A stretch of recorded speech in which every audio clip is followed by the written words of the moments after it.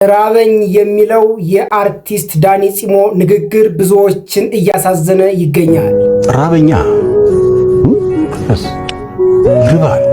ወደ እናቴ ቤት ልመለስ ነበር ግን ሄር ነበር ወደ ሀገሬ ወደ ጅማ አቃተኝ በቃ። የአሸንዳ አምባሳደር የሆነችው ወይዘሪት ዜማ የተናገረችው ንግግር ብዙዎችን አስቆጥቷል። እዚህ ላይ የምትመለከቷት ወጣት ዜማ ትባላለች። በቅርቡ ከአምለሰት ሙጬ ጋር በነበራት ኢንተርቪው ስህተት ሰርታለች። በአርቲስት ሰሜ ባላገሩ ሞት ምክንያት ብዙዎች ሀዘናቸውን እየገለጹ ይገኛሉ። ለመሆኑ ይህ ሰው ማን ነው? አፈር ለሚበላው ለሚበሰብሰው ለዚህ ፈራሽ ገላ ቁምጣ መቻነሰው። ዛሬ እነዚህንና ሌሎች አዳዲስ ጉዳዮችን ወደ እናንተ ይዤላችሁ መጥቻለሁ። ላይክ፣ ሰብስክራይብ ያደረጋችሁ እስከ መጨረሻው ድረስ አብራችን ቆዩ።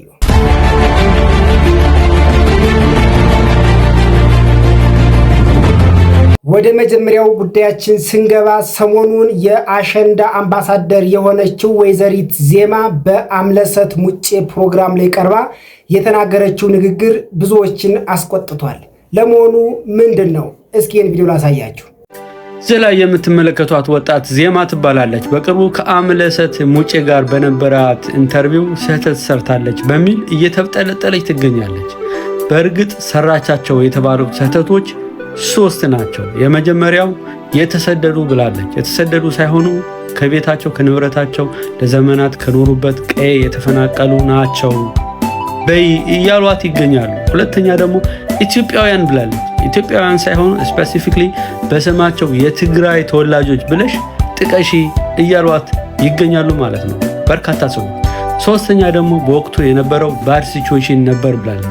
በወቅቱ የነበረው ባድ ሲቹዌሽን ሳይሆን የአማራ፣ የትግራይ፣ የአፋር፣ የኤርትራ፣ የፌዴራል መንግስት የተለያዩ ክልሎች ኃይሎች እንደዚሁም ከውጭ ሳይቀር የመጡ ኃይሎች የተሳተፉበት ፉል ፍሌጅድ ጦርነት ነው የነበረው በስሙ ጥሪው እያሏት ነው። የሚገርመው ደግሞ እቺ ልጅ የአሸንዳ አምባሳደር ናት። እኔ ግን እቺ ልጅ ይህን ልትናገር የቻለችው በስህተት ነው ከቋንቋ ችግር ወይም ደግሞ ከወጣትነት አንጻር ነው ብዬ ነው የማስበው እንጂ ሆን ብላ አስባ አይመስለኝም። እና ስህተቷን ወደፊት ታርማለች በሚል ይቅር ብትሏት ባይ ነኝ። አመሰግናለሁ። በብዙ ስራዎች የምናውቀው ተወዳጁ አርቲስት ዳኒ ፂሞ ራበኝ እያለ ነው።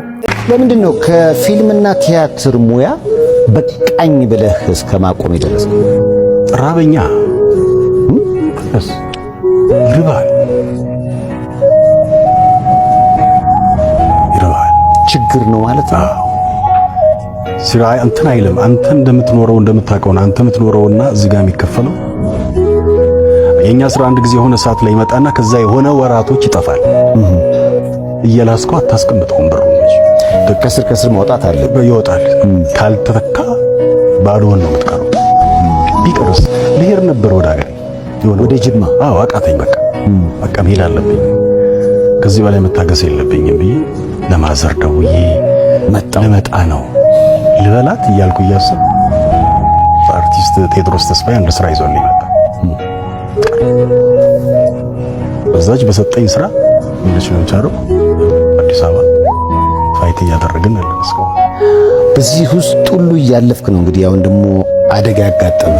በብዙዎች ዘንድ የሚወደደው ድምፃዊ ሰሜ ባላገሩ የመሞቱ ምክንያት ምንድን ነው?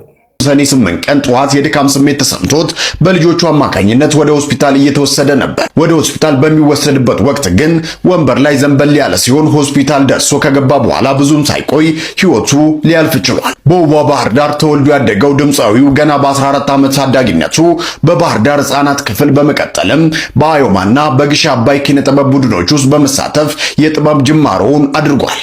በዚህም ረጅም ዓመታት ለዘለቀው ስኬታማ የጥበብ ጉዞ ጠንካራ መሰረትን ጥሏል። ከ35 ዓመታት በላይ በዘለቀው የትዳር ሕይወቱ የአራት ልጆች አባት የነበረው ድምፃዊ ሰማኝ በለው ሰሜ ባላገሩ በሰራቸው ውብ የሙዚቃ ስራዎቹ ለዘላለም ሲታወስ ይኖራል። ድምፃዊ ሰሜ ባላገሩ ስለ እናቱ የተናገረው ድንቅ ንግግር እስኪ ላሰማችሁ። የእናቴ ነገር አይሆንልኝም፣ እሷም የኔ ነገር አይሆንላትም።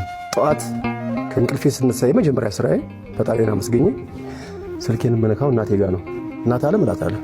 አቤት ልጅ አለም ትለኛለች። ሰላም አደርሽልኝ ስላት ደህና ነኝ ልጄ፣ ሰላም አድሬያለሁ፣ ደህና ነኝ፣ እግዚአብሔር ይመስገን፣ ደህና ነኝ። ቁርስ ቀመሽ ምናምን ስትታረክ ያንተን ድምፅ ሳልሰማ አንተን ሳልሰማ አሁን ቡና ይተን ተጣጣለሁኝ ድምፅህን ሰማሁኝ በል ማታ ደውልልኝ ትላለች። ማታም እንደዛ ነው።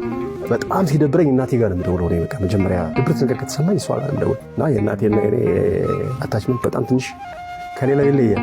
ሁሉም እናቱን ይወዳል፣ የኔ ይለያል። ቲክታከር ጃኒ ቀለበት ላደርግ ነው ብላ የብራንድ አምባሳደር ውል ከተፈራረመች በኋላ ወደ ዱባይ መሄዷ ብዙዎችን እያነጋገረ ይገኛል። ሐቢቢ ካም ቱ ዱባይ።